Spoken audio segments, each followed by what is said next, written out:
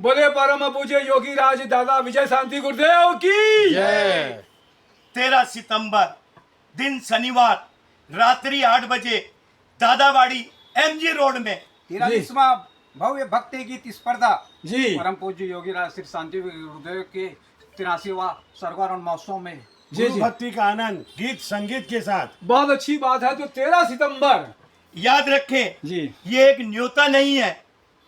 जिसको भी मांडोली वाले दादा के रूह की भूख लग गई हो वो इस कार्यक्रम में जरूर जरूर पधारेगा।